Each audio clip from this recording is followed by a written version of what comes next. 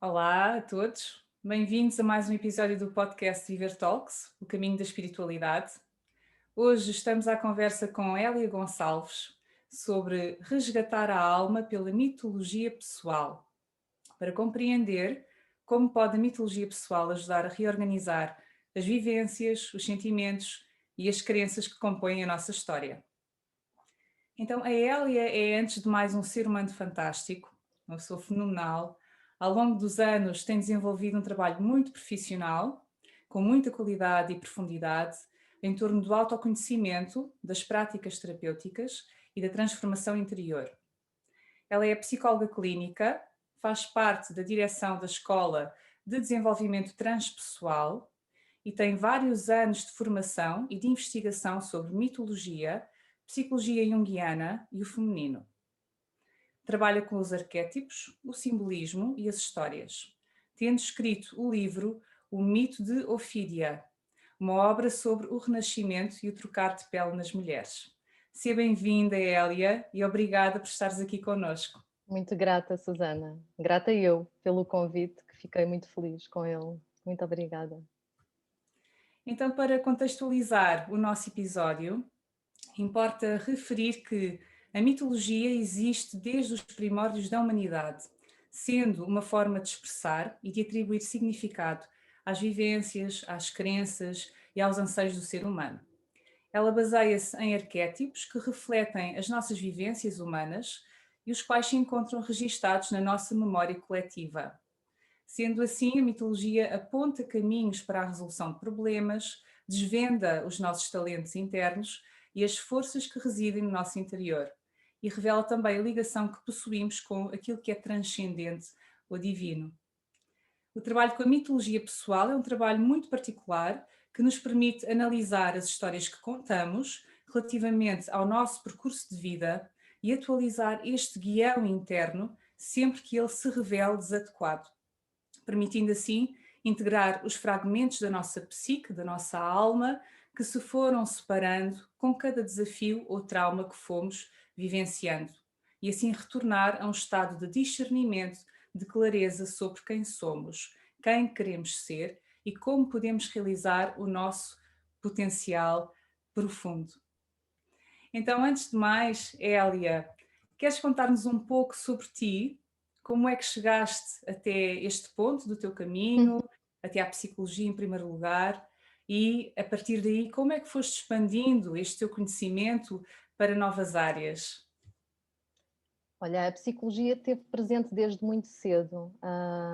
Eu lembro-me que sempre foi, desde que comecei a refletir enquanto gente, salvo seja, sempre foi um caminho possível. Houve um momento em que eu senti, e é engraçado agora estas duas coisas estarem tão juntas, não é? Porque eu queria ser psicóloga, mas também queria ser escritora e contar histórias. E então andei ali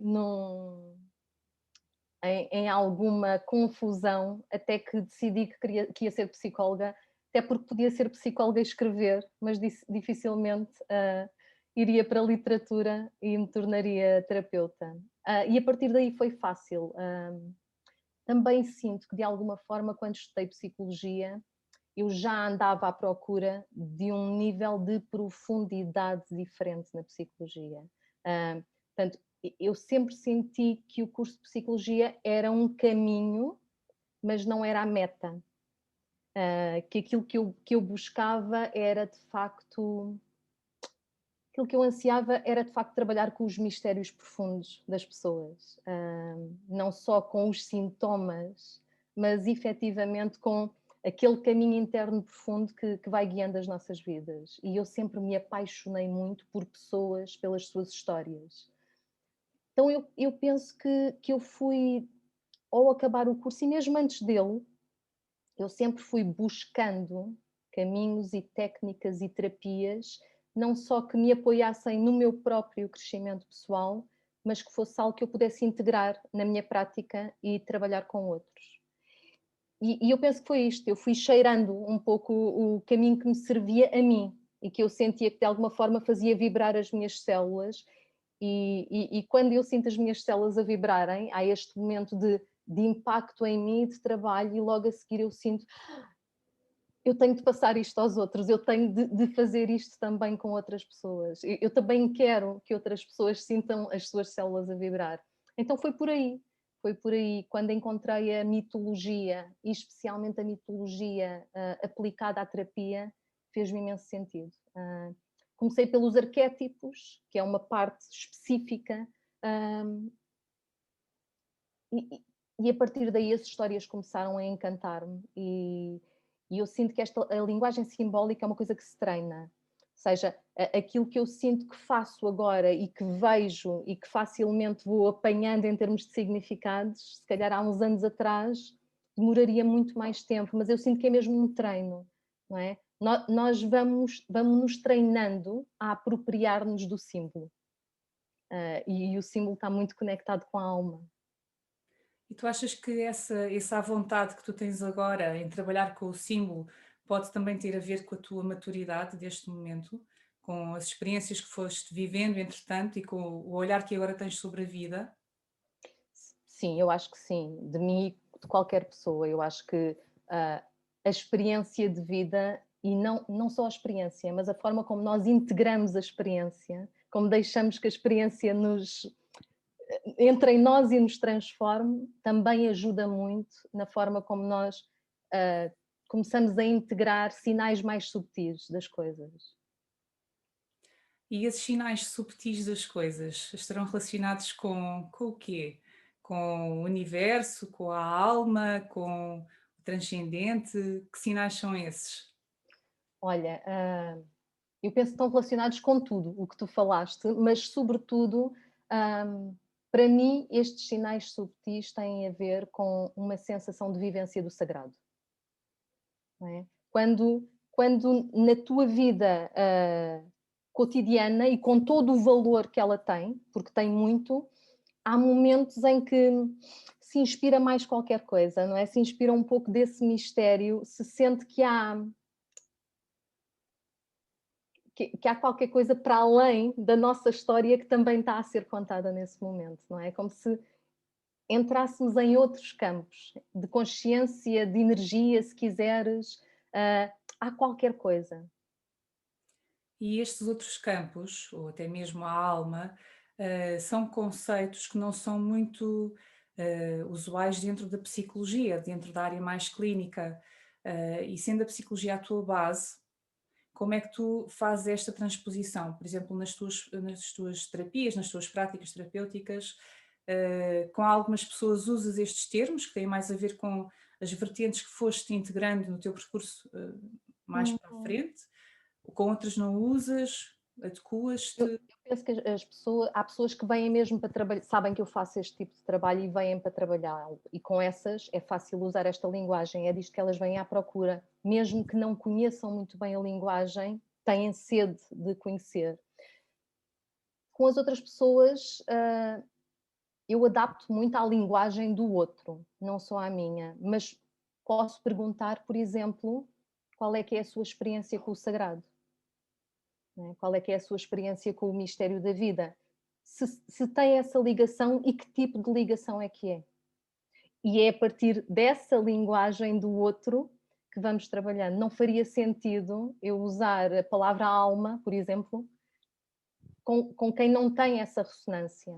Até porque o trabalho não podia, nós não podemos integrar aquilo que não está em nós, não é? Que não conhecemos. Então tento perceber qual é que é a relação dessa pessoa com o sagrado, com o coração, com o profundo, com aquilo que para o outro for importante e o faça sentir isso. E é a partir daí que trabalho. E esse sagrado que tu referes não tem necessariamente a ver com religião, não é? Só para esclarecermos, porque há Não. pessoas que podem ter essa conexão, até Sim. facilitada, e sentir essa sacralidade em tudo o que os rodeia, mas não serem minimamente religiosas, não é necessário ter esse requisito, não Sim, é? não tem nenhuma necessidade. E há pessoas que efetivamente a sua experiência é religiosa, e todas as experiências com o sagrado são religiosas se nós usarmos a palavra religar-me ao mistério, não é? Religar-me a algo que é maior do que eu. Mas no sentido em que tu estás a dizer, não é? De religião, de um determinado tipo de igreja ou de doutrina, Não, não é necessário de todo.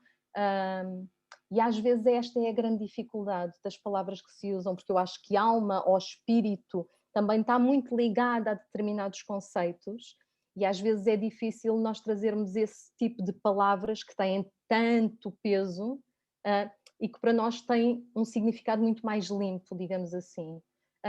Mas quando se consegue encontrar qual é a palavra do outro, tenha conotação religiosa ou não, já conseguimos começar a entrar neste campo. E para ti em particular, que tens esta visão já tão ampla da vida, o que é a alma? Eu penso que a alma é a nossa natureza selvagem interna. Eu penso que a alma é aquela parte que não se define tanto por conceitos, que não coloca tanto o bem ou o mal, ou a luz ou a sombra, é uma parte que busca a inteireza, e nessa inteireza busca conhecer-se, e conhecer-se de formas especiais, não é? Conhecer, ok, aqui não tanto no sentido de transcendência, mas no sentido de escavar, não é? Escavar o que existe em mim que é inteiro, não é? E por isso me faz única. Esta é a minha versão pessoal da alma. Natureza selvagem são dois termos fantásticos. Eu nunca tinha ouvido uma explicação assim, acho fabulosa. Há mais autores que a usam, mas neste sentido, não é? Do não está definido, não é? Não há conceitos do isto é que está certo ser assim. Porque quando eu estou a dizer que eu estou assim, eu já estou a mutilar pedaços, não é? Nós estávamos a falar desta questão de resgatar a alma, não é? Se eu para pertencer ou para se achar que vão gostar mais de mim de uma determinada forma, eu aprendo a usar só pedaços de mim, está tudo certo, todos nós o fazemos, mas há outros pedaços que ficaram para trás e para mim o que a alma quer é abraçar tudo, não é? É conhecer-se por inteiro, é ter a experiência selvagem de quem somos. E nesse sentido, porque é que surgem estes fragmentos? Porque é que a alma se fragmenta? Como é que isto acontece? Porquê? Eu acho que é exatamente por isso. Eu acho que de alguma forma nós fomos alienando da nossa natureza selvagem, não é? Houve pedaços de nós que foram domesticados, civilizados, não é? E as regras começaram a ser cada vez mais, e o que é bonito e o que não é bonito, e se tenho de levantar a voz e como é que eu tenho de me comportar. E nessa ânsia de pertencermos, no sentido de sermos amados, eu penso que nos vamos tentando encaixar. E esse encaixe dói, não é? E ainda por cima, quando esse encaixe traz algum tipo de ferida, ainda dói mais. E essas feridas muitas vezes vão mutilando a alma, quase como faltas de fé, não é? Ataques de fé a nós mesmos, em que nos vamos desconectando desse lugar.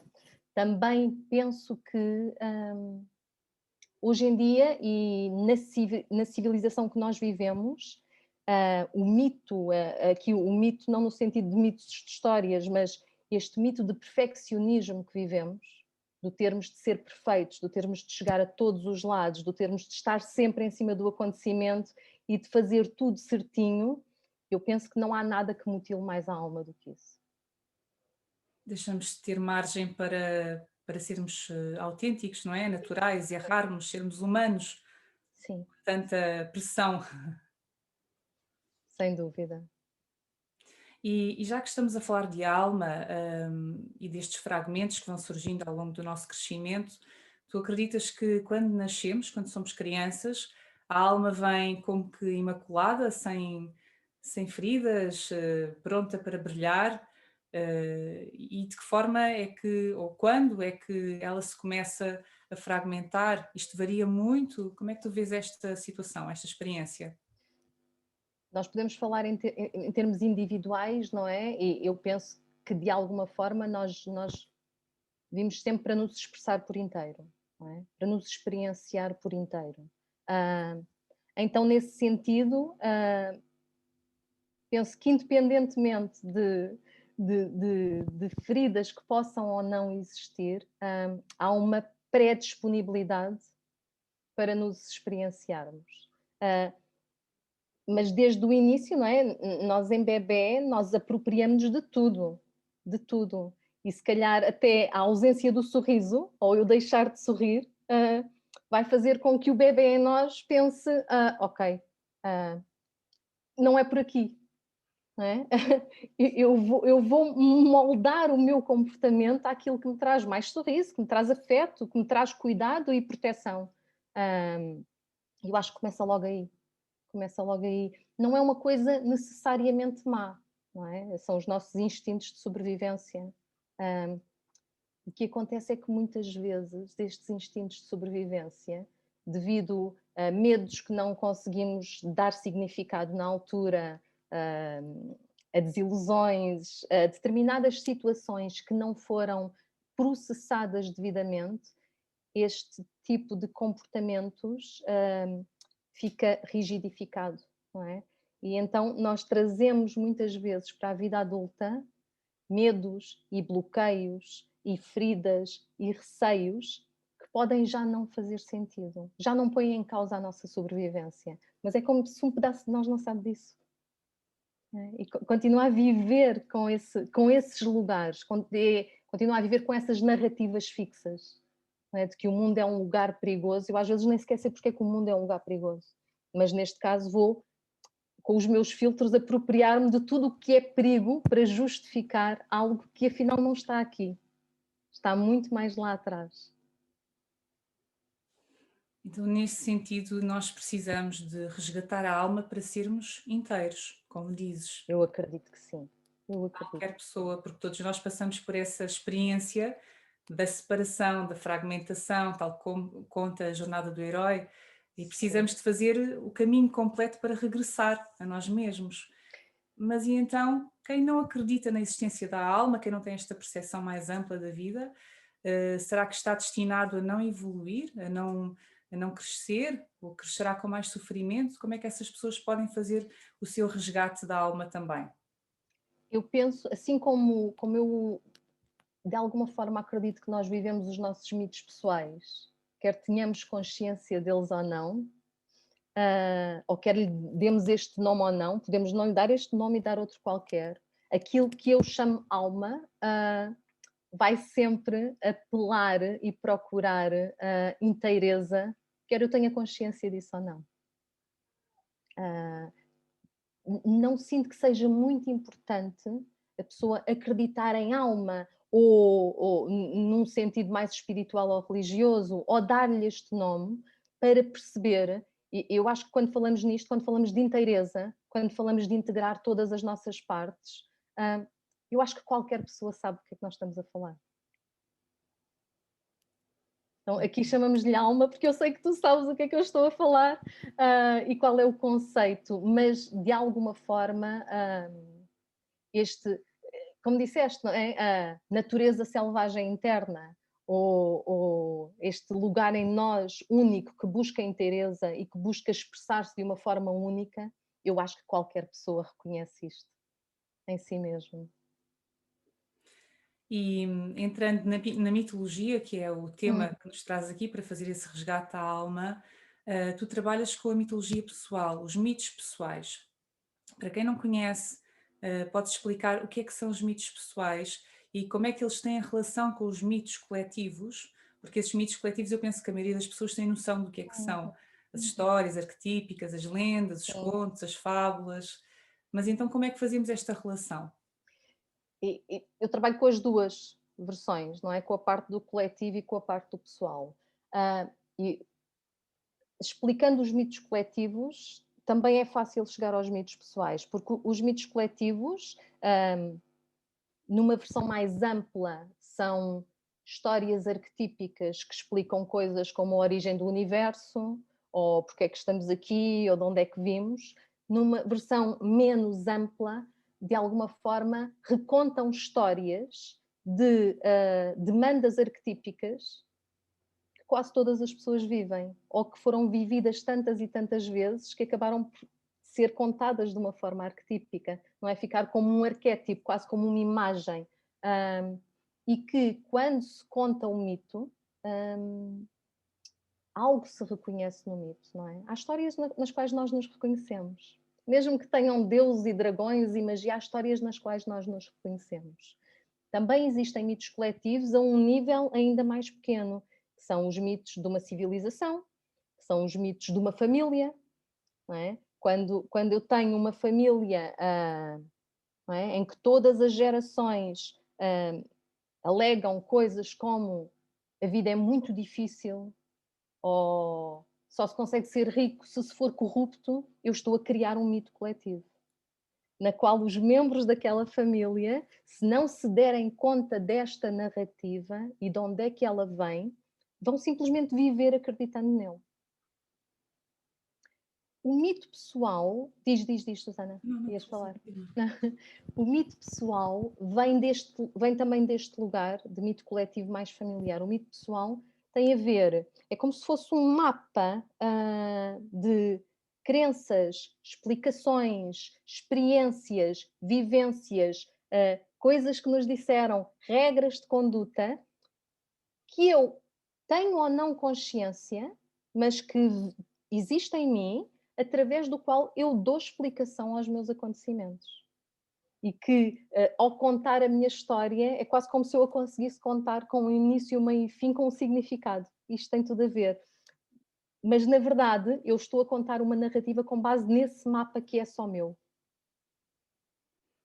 E dentro dessas narrativas, destas histórias pessoais, e estavas tu ainda agora a referir, existem histórias e narrativas que são fixas, e dentro dos teus artigos tu referes também que há outras que podem ser atualizadas e outras que podem ser imaginadas. Ora, isto são conceitos ainda um pouco estranhos para a maioria das pessoas. Podes Sim, explicar-nos que sim, tipo sim, de sim. narrativas são estas? As narrativas fixas, muitas vezes, são aquelas que, quando nós nos damos conta delas, são aquelas que precisam de ser atualizadas.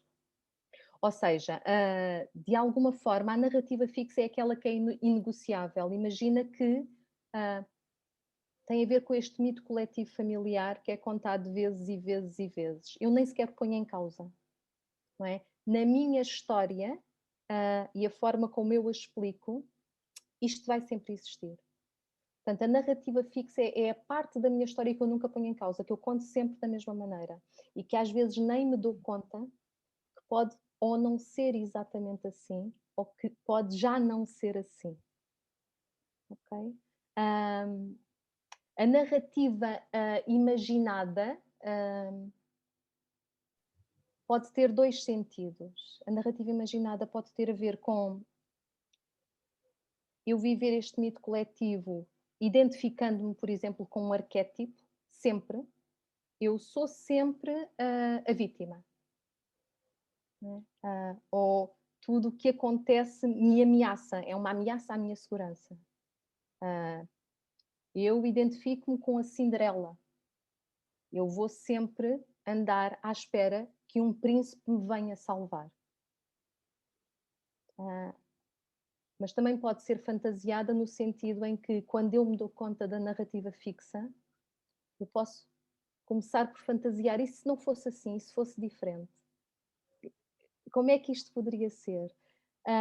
E finalmente tu tens o mito atualizado, e o mito atualizado é de facto quando há um trabalho consciente sobre este mito pessoal, quando olhamos para ele, quando percebemos os pontos de conflito. Eu gosto de lhe chamar encruzilhadas, porque tem muito a ver com as próprias histórias, não é? Que é aquele momento em que aquilo que eu conto e aquilo que eu sinto já estão em conflito. Já não são exatamente. E eu percebo que há aqui qualquer coisa. Então eu tenho de olhar bem para a história.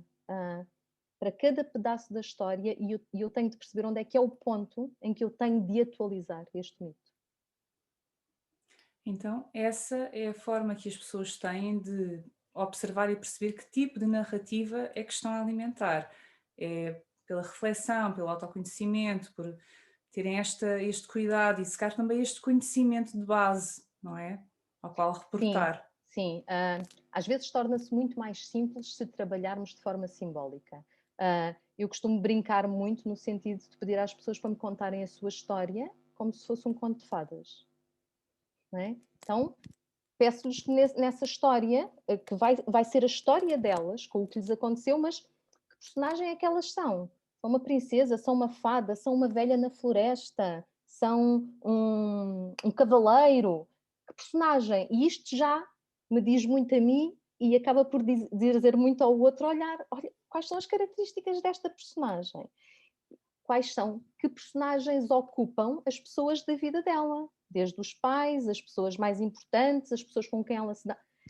E de alguma forma, quando tu contas a história de uma forma simbólica, eu acredito que já estás em contacto com a alma, já estás em contacto com uma linguagem que não tens de explicar tão bem, não é? Não tem de ser tão congruente com o teu lado certinho. Ah, e a partir daí consegues perceber estas encruzilhadas, não é? Eu acho que para o outro acaba por ser muito mais simples. Muitas vezes, depois da pessoa contar a sua história como se fosse um conto de fadas, ela já tem uma série de tomadas de consciência. E às vezes quando pergunta, então, o que é que achou desta história, não é? Como é que é esta história? Quem são realmente as personagens? E as coisas vão começando muitas vezes a surgir. E podemos reescrever a nossa história a partir daí, reescrever o nosso mito. É isso que fazes nas tuas sessões? Sim, podemos reescrever o nosso mito. Claro que muitas vezes nós temos a fantasia que reescrever o nosso mito é caminhar para um lugar onde tudo está bem, eu me supero, eu vivo uma versão completamente iluminada de mim, mas a simbologia é a linguagem da alma e a alma quer inteireza. Então, muitas vezes, reescrever o meu mito implica honrar a história, não é? Mais do que desconectar-me dela ou dizer, não, eu não sou isto, ok, eu posso fazer outras coisas com isto, mas isto sou eu. O trabalho aqui é exatamente o contrário. Não é? É o honrar a história, é o honrar estas pessoas, é o honrar este mito coletivo, porque este mito coletivo foi a sobrevivência de muita gente, não é? E é por isso que eu estou aqui. E este honrar é muito mais sanador e dá muito mais força para um reescrever de uma história, porque eu inteira tenho muito mais força do que só uma parte de mim. Só uma parte de mim vai estar sempre a defrontar-se com a outra. E vem o famoso síndrome do impostor, não é?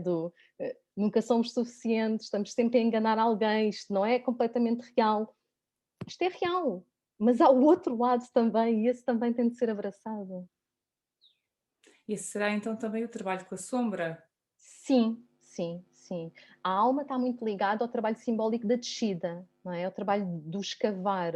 Há um autor que eu gosto muito, o Bill Plotkin, que ele faz uma separação incrível. E ele diz que nós, para vivermos uma vida cotidiana, prazerosa, autêntica e verdadeira, nós temos de fazer o trabalho do espírito, o trabalho da alma. Né? E o trabalho do espírito tem a ver com este lado transpessoal, tem a ver com este lado de não identificação, com este lado eu sou mais do que isto, com este lado há algo comum a tudo o que vive que também sou eu. O drama pessoal não é o que me define. Mas se eu só fico neste trabalho, eu acabo por viver em bypass, não é? Em bypass espiritual. Eu não quero conectar-me com as coisas duras da vida. E tens o trabalho da alma, que é o trabalho da inteireza, que é o trabalho de ir lá fundo, é o trabalho de olhar para estas partes todas, não é? E de perceber que elas também são dignas de amor, que elas estão ali por um motivo, que elas estão ali para te proteger, se calhar há décadas. Não são partes feias e má. Esta questão do trabalho da sombra é muito interessante. Nós vemos muita sombra como uma parte má. A sombra é o que não está iluminado. A sombra é o que está rejeitado. Às vezes são dons e talentos incríveis, não é? E muitas vezes este trabalho de escavar, não é? Que nós chamamos muitas vezes o processo pessoal, é o que permite olhar para essas partes e acolhê-las. Claro que aqui da mesma forma, se nós só ficamos no trabalho da alma, sem subir cá acima, ficamos aditos a este processo pessoal, não é? Quase uma espécie de narcisismo em que eu nunca saio do meu umbigo e do meu processo e não venho cá fora, não é? E a verdadeira essência destes dois trabalhos é a vida cotidiana, que é o serviço ao mundo, à vida, ao outro. Então acaba por ser interessante que o trabalho faça esta ligação com estas duas partes e, sobretudo, com a minha parte real, humana, autêntica, vulnerável. Explicação fantástica. Tu dizes também, num dos teus artigos que escreves para a Escola Transpessoal, penso eu, que está no site da Escola Transpessoal, que quando vivemos mitos que não nos servem, aquilo que sentimos é mal-estar, desconexão, isolamento, desadaptação e ansiedade. Então estes sinais, qualquer pessoa no seu cotidiano pode perceber que já indicam que há algo na narrativa que ela conta a si mesma que não está a funcionar, certo? Sim, eu muitas vezes, sinto que muitas vezes muitos dos nossos sinais de ansiedade, por exemplo, especialmente se for sem motivo comum, é quase uma forma da alma comunicar connosco. É quase como se houvesse algo de nós que está tão preso, tão fechado, com tanto medo. Ir à alma, e é interessante esta questão da natureza selvagem. Eu acho que tem o mesmo impacto para as pessoas do que fazer uma vision quest na selva, em que tu não sabes que animais selvagens vais encontrar. E eu acho que dá esse mesmo medo, às vezes, ir aos nossos processos profundos. Então, muitas vezes, bloqueamos isto. Mas eu também sinto que a alma tem vida própria, não é? E ela tem de se expressar de alguma forma. Eu própria já senti isto em algum momento da minha vida e eu sinto que muita gente também sente isto, que é, eu não estou a viver a minha vida. Não é? A vida que eu estou a viver não é aquela que eu deveria estar a viver. Não deveria nesse sentido de regra, mas que algo em mim apela. E a maior parte de nós está aqui. Não é? Tem de estar, porque as circunstâncias esmagam-nos muitas vezes, não é? Com as contas, com as tarefas, com aquilo que é suposto ser certinho. Mas uma natureza selvagem não quer muito saber do que é certinho ou não, não é? Então, não é a questão do seguir a natureza selvagem e largar tudo, porque eu acho que a vida passa-se no cotidiano, lá está, com aquilo que há e com o real, mas é uma questão de escutar. Não é? Escutar que histórias épicas são estas, que mitos são estes que não estão a ser revelados, porque eu estou a viver narrativas fixas, porque eu estou a viver aquilo que eu ainda acredito que me vai trazer mais proteção, segurança, afeto por parte dos outros, mas que não me traz a mim nutrição, não traz o alimento da alma. E é preciso estar muito atento para perceber essa situação, essa experiência, não é? Porque depois nós acabamos facilmente por nos acomodar ao dia a dia, à rotina, ao que é conhecido e familiar, Uhum. e mesmo que às vezes a alma queira mostrar que há ali qualquer coisa que precisa de uma atualização, é mais confortável ficar no lugar atual, mesmo que não seja um lugar Sim, feliz para a maioria sim. das pessoas. O Joseph Campbell, que foi um grande nome desta questão dos mitos pessoais e do trabalho com a mitologia, ele diz uma coisa muito engraçada. Ele trabalha muito com pistas míticas, não é? Então, ir à alma, ir ao inconsciente, também pode ser uma viagem, perder-se na floresta, não é? Nos contos de fadas, a gente perde-se na floresta quando algo tem de mudar. Quando nós nos perdemos na floresta, há uma mitologia antiga que já não serve, não é? Eu tenho de encontrar quem é esta nova pessoa, mas de facto estamos perdidos, eu não sei disto. Não é? Há um momento da nossa vida em que nós nos sentimos pura e simplesmente perdidos. E o Joseph Campbell diz uma coisa que eu acho incrível. Ele diz: se tu te perdes na floresta e vês o caminho que tens a seguir, não estás realmente perdida na floresta. E muitas vezes, quando nós estamos nestes momentos, o que nós queremos é sair dali o mais rapidamente possível. É humano, eu também quero. Sair do desconforto o mais rapidamente possível, encontrar uma solução o mais rapidamente possível. Mas na linguagem simbólica e na linguagem da alma isso não acontece. E essa solução rápida, muito rapidamente volta para o mesmo sítio. Não é? Neste trabalho de atualização de mitos e de descobrirmos quem somos, eu acho que há que respirar fundo e suster o desconforto. Não é? Esta questão do permanecer ali, não é? Que eu acho que é um lugar muito feminino. Permanecer ali o tempo necessário. Não é? Há um arquétipo que eu gosto muito que é a Hecate, não é? Ela tem uma candeia, não é? Não é não é uma luz imensa, é uma candeia, não é? É a luz suficiente para o passo seguinte. Então, muitas vezes, quando estamos nestes lugares, e isto é que é o verdadeiro perder-me na floresta, não é? Esta é que é a verdadeira demanda, é a coragem de permanecer ali. Porque uma terceira alternativa vai surgir. Se eu permanecer tempo suficiente, não vai ser certamente aquele lugar para onde eu tentei ir logo que vai surgir, vai ser outro. E esse já vai vir de um lugar mais profundo de mim. Esse já me vai permitir atualizar o mito. Ou seja, não há que ter medo da experiência desconfortável ou da experiência da dor, porque nessa experiência difícil reside sempre uma solução, existe sempre uma solução ou uma resposta ou algo que podemos aproveitar para o nosso crescimento. Não há que fugir, não há que entrar no escapismo, não é? E como tu dizes muito bem, aguardar e estar serenamente na experiência em si, Sim, não se dentro do alienar sereno da que se experiência. consegue, não é? Às vezes há experiências de facto muito dolorosas. Hum, eu acho que aqui, quando nós estamos de facto em dores profundas, é importante ir ao início do mito, não é? E perceber quem era aquela heroína desde o início, porque a parte que está em dor e com medo é essa, é a parte criança de nós, não é? Ah, Muita da dificuldade em suster a dor e o desconforto é eu identificar-me com a minha vulnerabilidade, não é? Com a minha criança, não é?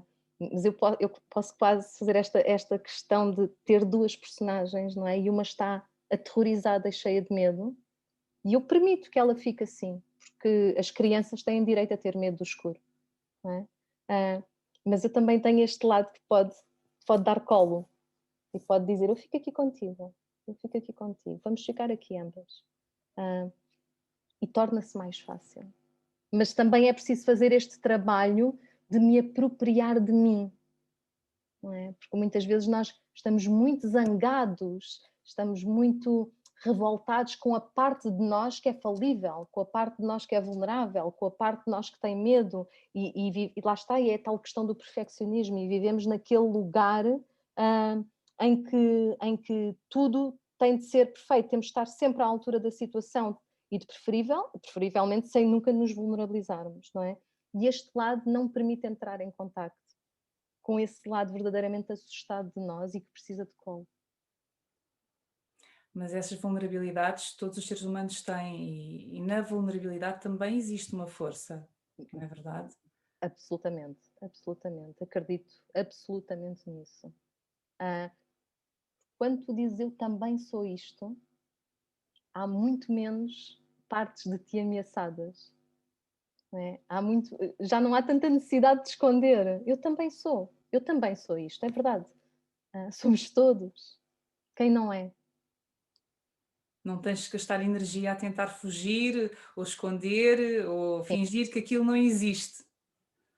sem dúvida. Direcionar essa energia de uma forma mais criativa para outro lugar. Então, e dentro dos teus mitos, destes mitos com os quais tu trabalhas, referiste agora a Hecate, há algum mito que tu gostes particularmente, que seja o teu mito favorito, ou que tu acabes por utilizar mais recorrentemente nas tuas sessões terapêuticas? Olha, eu sinto que o meu mito favorito durante muito tempo, e ainda é um mito que me toca muito, é o pele de foca, que é o mito, é uma história de um homem que vê as selkies, não é? As sereias a tirarem as suas peles para virem dançar na praia sobre a figura de mulheres, e acaba por esconder a pele de uma delas, e quando elas querem regressar à água, esta não consegue regressar e ele pede-lhe para ela casar com ele. E eles fazem um ajuste dela permanecer um determinado tempo com ele. Mas claro que casam e têm um filho, e claro que, passado esse tempo, ele não quer deixá-la ir. E ela sabe que tem de ir, porque ela sabe que tem de recuperar a pele e voltar ao seu elemento, não é? Por muito que isso custe. Ah, E acaba por ter mesmo de ir, e na história é o próprio filho que encontra a pele e que vem trazer a pele à mãe, porque ela começa a definhar. A pele dela começa a ficar seca, os olhos começam a ficar baços, o cabelo começa a ficar quebradiço. Então, independentemente de tudo o que ela tem aqui seguro e amado, ela acaba por ter de resgatar a própria pele e voltar ao mar.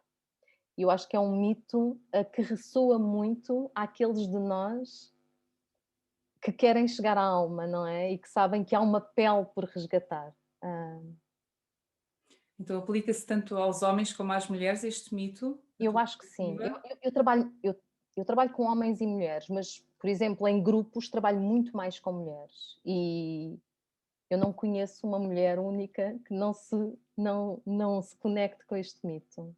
Ah, terapeuticamente uso também muito o mito do rapto de Perséfone, não é? Que nos momentos das noites escuras da alma, não é? De, das crises de vida é também um mito em que as pessoas se identificam muito, e com as tarefas de psique e eros, não é? Tem a ver com um lugar de maturação do feminino, em relação às relações, em relação ao outro, em relação à sua forma de estar. Ah, mas aqui lá está, aqui estou a trabalhar com mitos coletivos, não no sentido da pessoa se identificar com o mito, mas no sentido de perceber se há facetas. Às vezes os mitos estão lá por uma razão, não é? Estes mitos que nos dão a explicação do universo também têm pistas para a resolução de determinadas etapas. Então, às vezes, algum pedaço de um mito destes, aquele que nos ressoa na célula, também tem qualquer coisa para o nosso próprio mito ser atualizado. E estes mitos com os quais tu trabalhas, eles podem ser de qualquer tradição ou de qualquer cultura do mundo inteiro, Sim, certo? sim, sim, sim. Tens afinidade com alguma cultura em particular, a Eu greco-romana? comecei, eu comecei há muitos, muitos anos pelos mitos gregos e, portanto, estes são aqueles que eu conheço melhor no sentido em que estou mais familiarizada com eles, não é? Ah, agora tenho rebuscado mais, não é? Também há o mito de Inanna, que também é bastante conhecido, o mito sumério, que também fala desta questão da descida. Eu acho que a maior parte dos mitos tem este lugar, não é? E faz parte do processo de iniciação de qualquer ser, este processo da descida ao submundo, não é? Este processo de ir ao encontro das partes de si que estão escondidas, que estão enterradas, que nós não queremos ver, que muitas vezes tem a ver com ah, o despegarmos-nos da ideia da nossa personalidade ser só aquilo que está dentro das regras e das caixas. hum, e causador, não é? Causador porque muitas vezes temos de deixar morrer partes de nós, mas recuperamos outras, recuperamos história, recuperamos memória, recuperamos partes ancestrais de nós que estão ansiosas por se dar a conhecer e por se expressar no mundo. Não é? Às vezes, mais do que resgatar a alma, seria talvez remembrar a alma, não é? Voltar a apanhar os pedaços e voltar a remembrá-los em nós. Como se fosse um puzzle que temos que Exato. voltar a montar. E em particular sobre o público feminino que nos está a ouvir, estamos aqui a falar de mitos que tocam muito a linguagem feminina, esse em particular que tu referiste, da mulher, da pele de foca. Como é que as mulheres que nos estão a ouvir podem entender isto? Que mensagem que elas já podem ir buscar aqui este mito e transportar para as vidas delas? Aquelas mulheres que se começaram a dedicar à família ou a algum outro tipo de empreendimento, ou mesmo a nível profissional, e acabaram por perder um pouco essa sua essência, ou natureza selvagem, ou liberdade interior. Como é que elas podem fazer esse resgate de se libertarem sem necessariamente deitarem por terra aquilo que construíram até então? Há uma Ah, resposta única para este dilema? não há resposta única. Olha, às vezes só o facto de ouvirem a linguagem oral é fortíssima. Às vezes, só o facto de se contar a história, isto traz tantos significados diferentes, traz tanta tomada de consciência para as pessoas que ouvem a história. E o que é mais misterioso e me apaixona é que às vezes essas tomadas de consciência nem conseguem ser cognitivas, sabes? Nem se consegue arranjar palavras para ela. É como se algo tivesse entrado em ti e ficou ali, a marinar.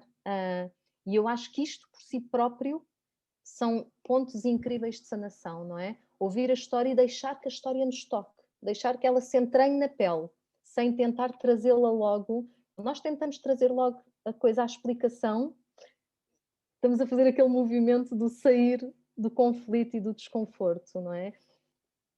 Não é uma coisa errada, eu acho que é um movimento automático para todos nós, não é? Se a gente se queimar, tira a mão. Mas neste processo de conhecimento pessoal e de trabalho, é importante tirarmos a mão e em seguida dizer: não, mas espera, isto não está a queimar, eu tenho de ir aqui ver o que é isto. E eu acho que neste sentido é onde é que elas estão nesta história, não é? O que é a pele para elas? Que pedaços de desfrute, de criatividade, de tempo para elas, que pedaços se perderam no caminho, não é? Que pedaços são essenciais para a sobrevivência? Porque, melhor, vou reformular, que pedaços são essenciais para viverem de verdade? Porque muitas vezes nós estamos em sobrevivência. E este resgate disto que é a minha pele, é a minha. Eu preciso disto.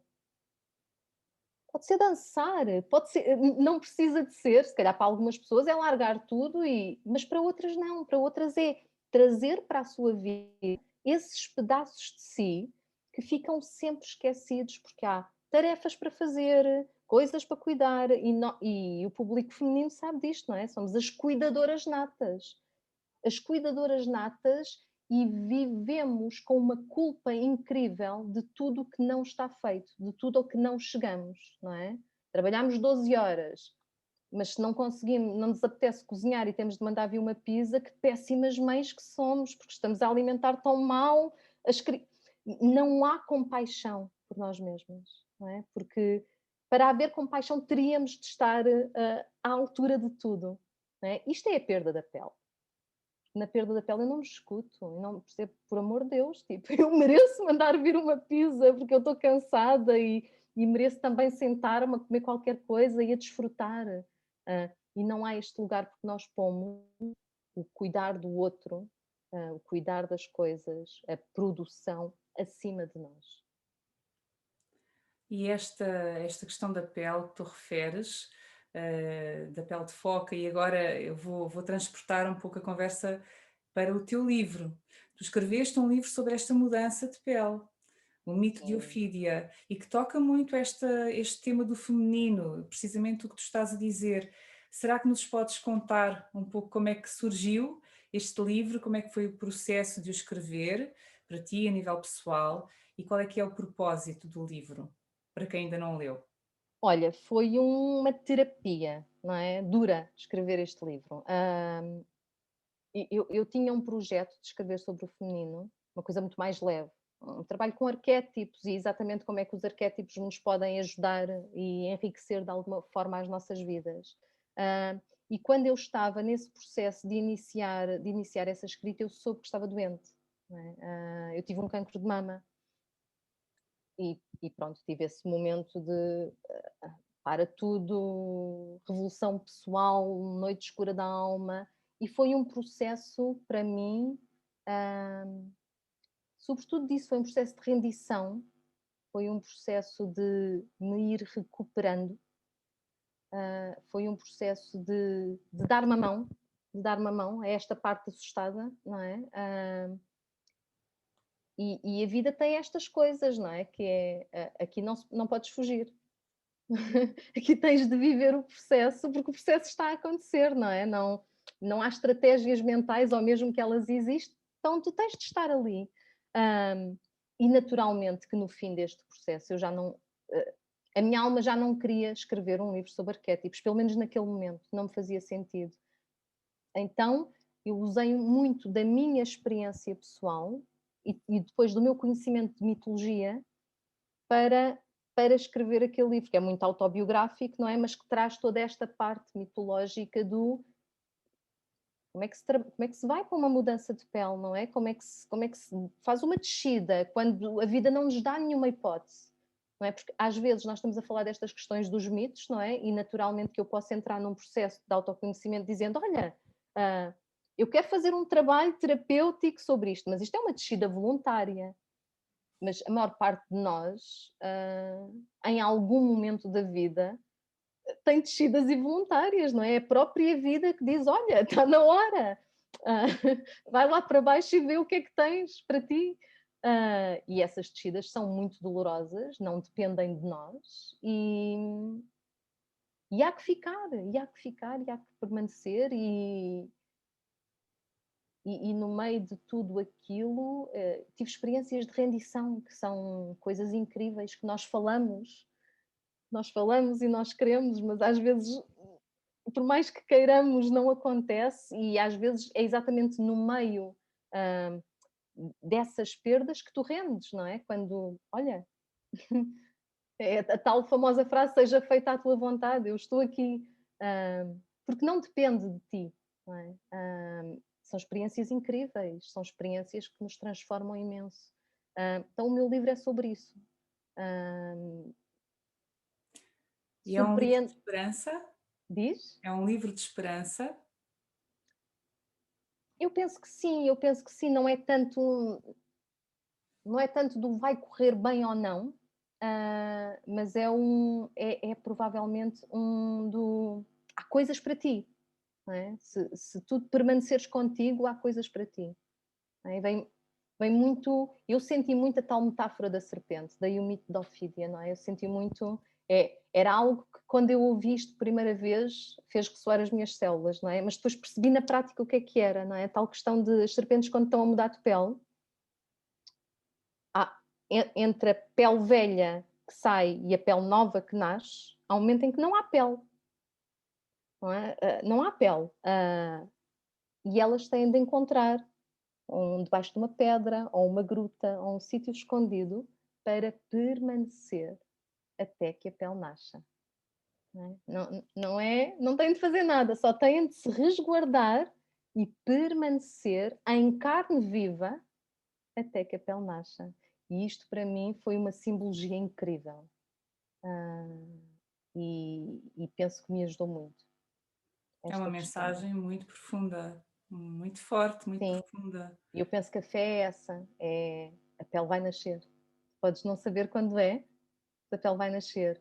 E também o facto de, se não tivesses largado a pele, terias morrido, porque a pele sufocava-te. Na verdade, a pele sai porque tu já és demasiado grande para a pele antiga. E eu penso que isto também é muito bonito, de alguma forma, não é? Às vezes esta questão do há, há, há coisas que nós não queremos na nossa vida, naturalmente, ah, mas que de alguma forma não temos como não crescer com elas. Não temos como não encontrar outra pele e perceber que nesta nova pele temos espaço para ser mais do que tínhamos na outra. E este processo da troca de pele, ele é universal ao ser humano, então este livro, ele não é só para as mulheres, também pode ser para os homens, certo? Sim, e eu escrevi a mudança de pele no feminino porque é o meu público, não é? É aquilo que eu conheço porque eu sou mulher. Mas existem vários homens que leram o livro e que se sentiram perfeitamente identificados com ele. Sim, sim. Claro que é um livro que lê muito mais mulheres, não é? Eu acho que esta questão de mudança de pele, Susana, é arquetípica no feminino, não é? Porque nós esquecemos muito das nossas peles, não é? A mulher esquece muito da sua natureza selvagem e ela precisa, a sua natureza selvagem é essencial ah, para ela se sentir viva. Então tu achas que as mulheres de alguma forma têm mais necessidade de ir mudando de pele ao longo da vida, talvez porque somos por natureza mais sensíveis e adotamos esse papel que tu referes, de cuidar e de nutrir e de nos esquecermos um pouco de nós. Então, será que este processo do renascimento nos toca mais a nós, mulheres, do que aos homens? Eu não sei, eu não sei dar-te essa resposta. É provável que não, é provável que não. Penso que nos toca mais a nós a vivência com a culpa de não chegarmos a todo lado. Penso que esta questão do mito do perfeccionismo, não é? De querermos ser boas profissionais e boas mães e boas esposas e estar sempre arranjadas e ir ao ginásio. Ou seja, há uma exigência no feminino e que nós próprias nos impomos, que nos faz esquecermos-nos da pele mais facilmente. Se calhar é mais por aí, não é?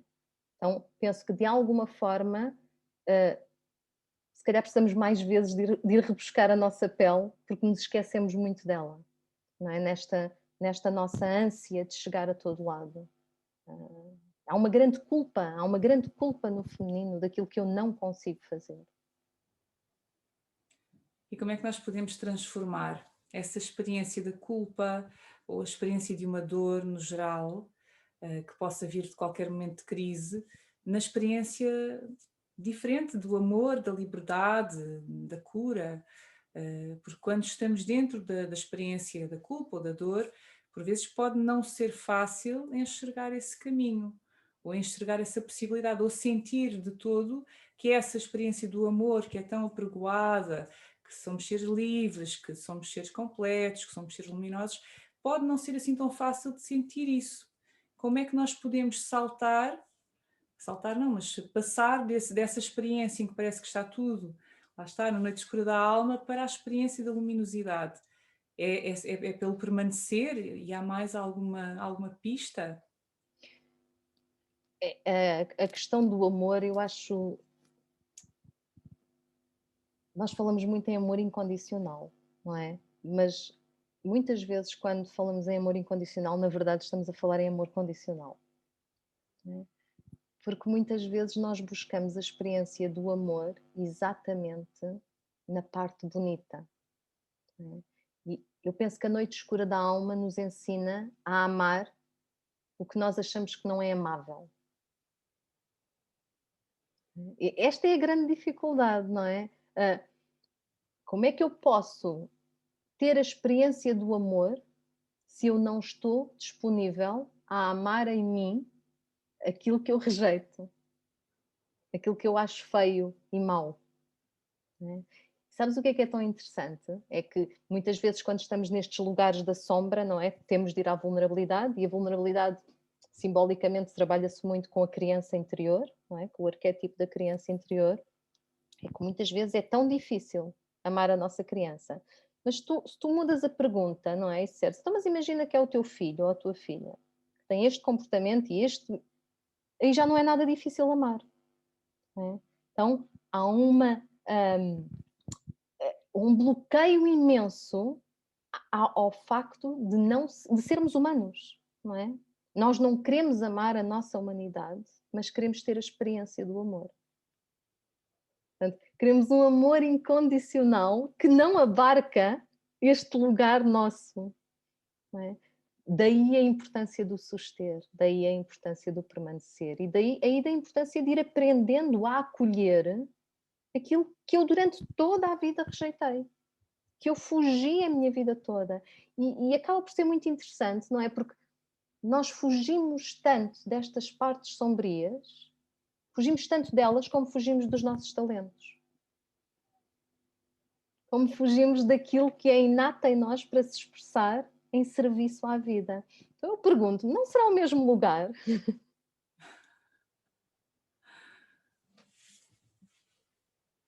E Realmente. aqui é mesmo uma pergunta. Realmente, sim, há quem fuja da sua própria luz, há muito essa experiência, não é? Quando temos algo tão bom dentro de nós, que às vezes é difícil agarrar isso e não fugir, por medo que não dure, por exemplo, não é? Sim, Mas sim, quem sim, sabe venha do mesmo lugar. sim. Eu recordo-me durante muito tempo e algumas pessoas com quem eu trabalho em terapia dizem-me exatamente as mesmas coisas. Ah, imagina que tens, eu sentia isso com a escrita.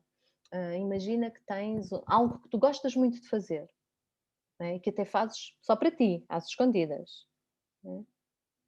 E a ideia de mostrar ao outro é 1000 vezes pior do que te despires e te mostrares nua. Não é? Aquela sensação do é demasiada exposição, é demasiada vulnerabilidade. É, porque não é o corpo que o outro está a ver, é a tua alma, não é? Porque eu acho que os teus dons e os teus talentos estão ligados à tua alma.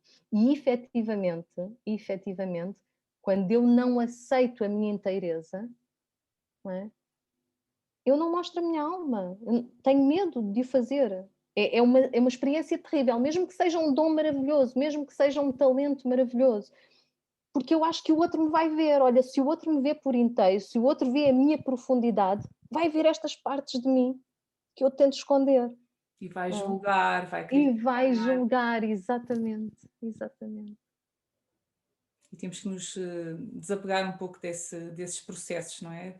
Não dar essa importância tanto ao que os outros Sim, pensam, até porque muitas vezes os sim, outros nem pensam nada disso, estão mais preocupados com exatamente, eles próprios, com aquilo que exatamente. nós vamos pensar sobre eles. Essa também é uma experiência de maturidade, não é? Eu acho que é uma experiência de adultez. Nós não somos assim tão importantes, não é? Nós somos importantes na medida em que somos importantes para as pessoas que nos amam, para as pessoas que temos próximas. Somos importantes na medida em que somos autênticos naquilo que damos ao mundo, mas não somos assim tão importantes em que aqueles que nos veem vão girar a sua vida em volta do nosso umbigo. Isto também é um lado da criança, não é? Um medo incrível, mas ao mesmo tempo um narcisismo, e também é humano. Ah, eu sinto que estes lugares da alma, estes lugares de resgatar a alma, ah, dão-nos uma noção melhor de quem somos e, e do que estamos aqui a fazer, mas também nos dão uma noção mais leve de quem somos. Neste sentido, não é assim tão importante. Eu não sou assim tão importante. Isto num bom sentido, não é? No Sem bom drama, sentido. posso largar o drama. Exatamente, exatamente. Eu quando era adolescente, eu lembro-me daquela sensação de ir à praia e de não tirar a toalha, estar de biquíni e não tirava a toalha, porque tinha a sensação que toda a gente estava a olhar para mim. E hoje olho e penso assim, é evidentemente que sim, não é? Aquelas dezenas ou centenas de pessoas que vão à praia iam deixar a sua vida para olhar para uma adolescente de biquíni. Ah, mas nós, adultos, fazemos isso na nossa vida muitas vezes, sem nos dar conta, não é? Estamos de toalha, toda a gente vai olhar para mim. Não, não vai. Alguns vão, outros não, mas mesmo que olhem, a vida continua. Perfeito. E esta alma da qual estamos aqui a falar, que é a nossa essência, ela muitas vezes sente um chamado, não é? Parece que há uma história maior que a está a chamar. E essa história precisa de ser vivida.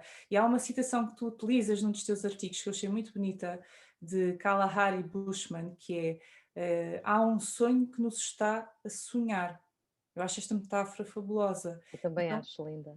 linda. Será que há de facto um destino que nos está a chamar, que nos impulsiona para algo e para o qual nos sentimos atraídos? E será que podemos chamar isto do nosso propósito ou missão da alma? Algo que só conseguimos viver quando resgatamos de facto esses fragmentos que antigamente estavam dispersos?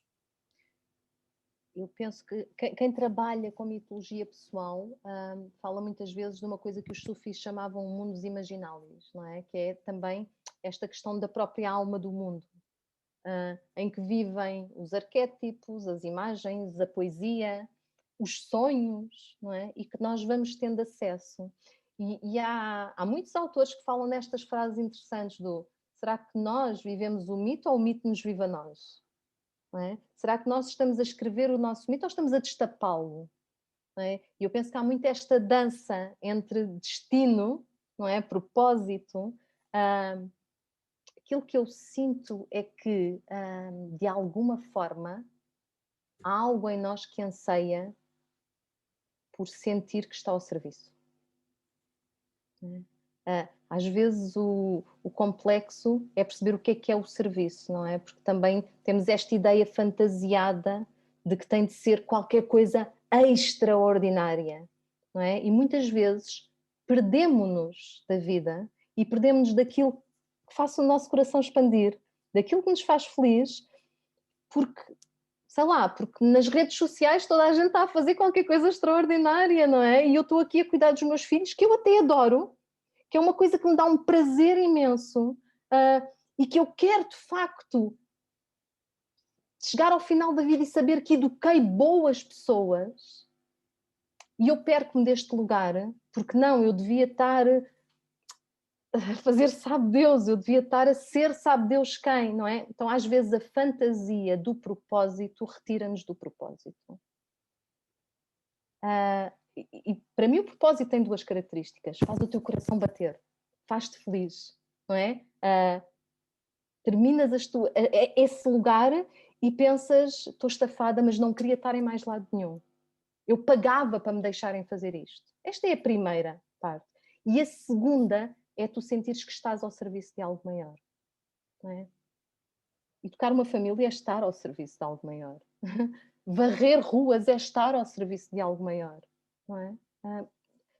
Então, não tem tanto a ver com o quê? A fantasia do propósito desconecta-nos. Nós temos de nos conectar a nós e de olhar onde é que eu estou mais feliz. Se onde tu estás mais feliz, se fazes coisas por outros, se alguém neste planeta beneficia com o que estás a fazer, estás a viver o teu propósito.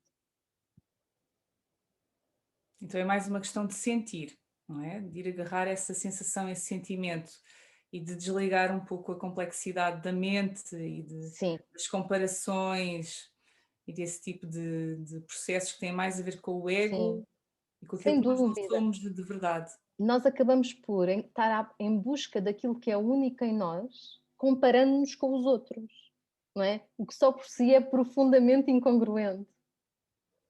Não é? Mas também é humano, também é humano. Todos o fazemos, todos queremos estar ao nosso melhor, mas vivemos num lugar, não é? Vivemos num mito coletivo em que há lugares melhores do que outros. Não é? E não percebemos que isso também é uma narrativa fixa. Não é? Eu sinto que, de alguma forma, este ano de 2020, com aquilo que nos trouxe, mandou abaixo muitas dessas narrativas.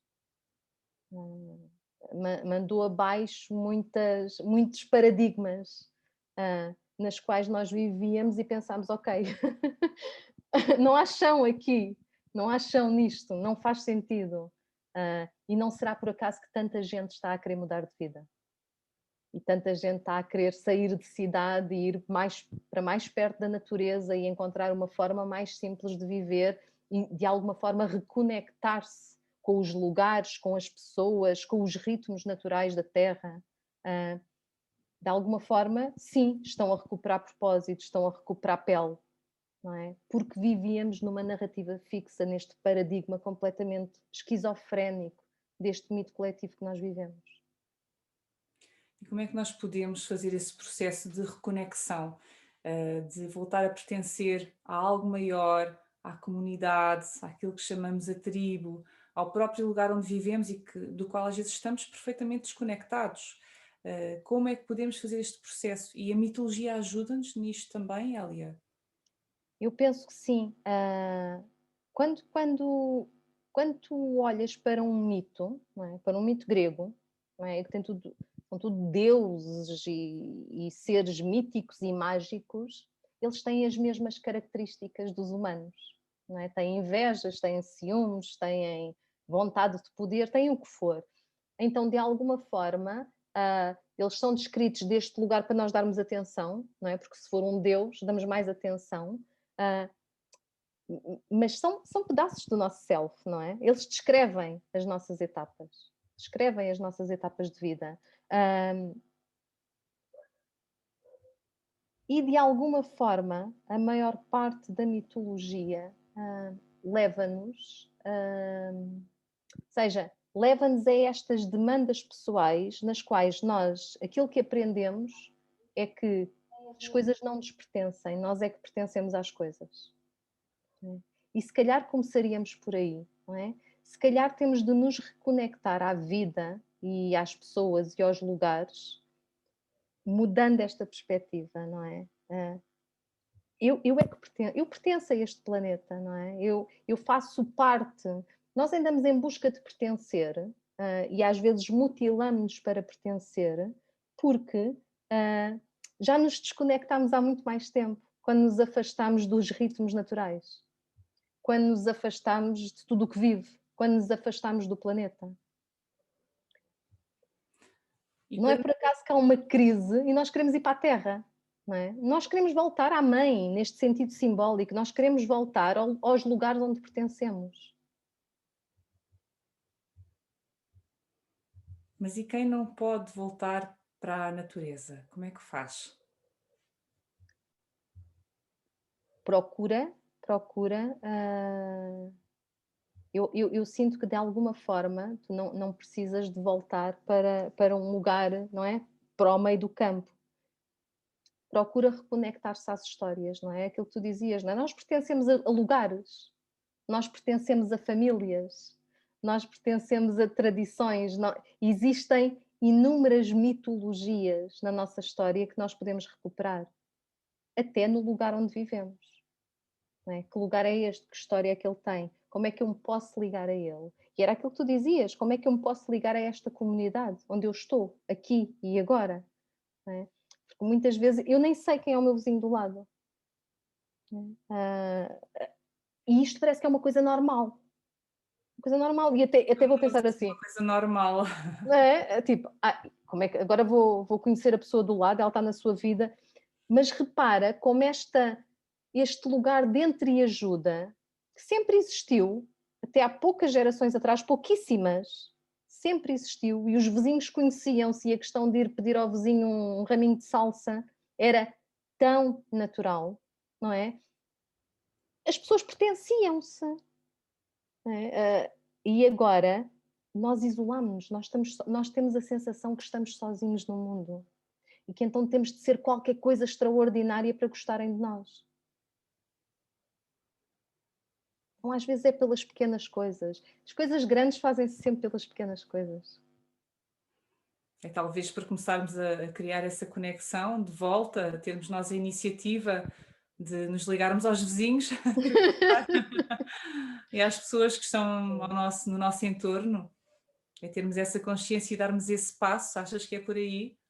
Eu penso que sim. Sabes que no trabalho que eu faço com mulheres, há lugares muito dolorosos que eu acho que a maioria das mulheres vive isso, que é esta sensação de, especialmente quando têm crianças pequenas, do eu estou atolada. E às vezes têm crianças pequenas, mas têm trabalhos e estão a fazer pós-graduações e eu estou atolada e há uma sensação de desamparo.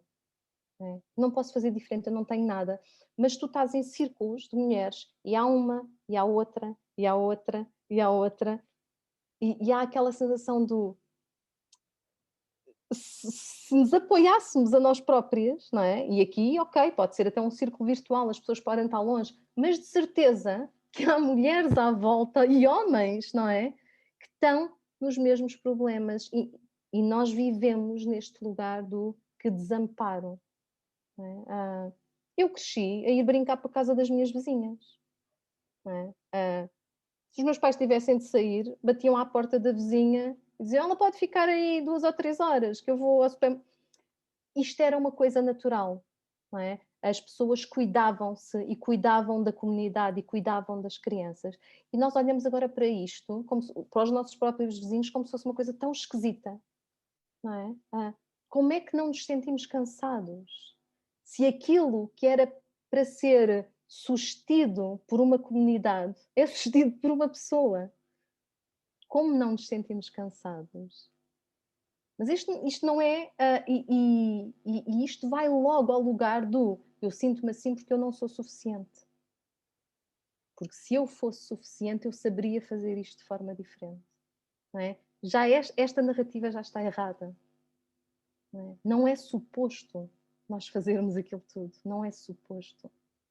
Isso é muito importante o que tu estás a dizer, Hélia. Eu acho isso fundamental aqui na nossa conversa e ainda bem que o estás a dizer dessa forma, porque de facto muitas pessoas devem estar a sentir precisamente isso, de terem que saber lidar com todos os desafios que têm em mãos e terem que o fazer sozinhas. E se não o fazem, algo está errado com elas. E não é bem Exatamente. assim.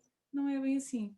De facto, falta-nos essa comunidade e isso às vezes começa logo pelas gerações familiares, pelo facto de estarmos longe dos avós, dos pais e acabarmos por estar a viver um registro completamente diferente daquilo que era vivido nas gerações anteriores. E então é muito importante o que tu estás a dizer e obrigada por o dizeres dessa forma, Hélia. Grata, grata. E às vezes, não é? As pessoas vivem mesmo longe, às vezes não pode ser a família a acolher, não é?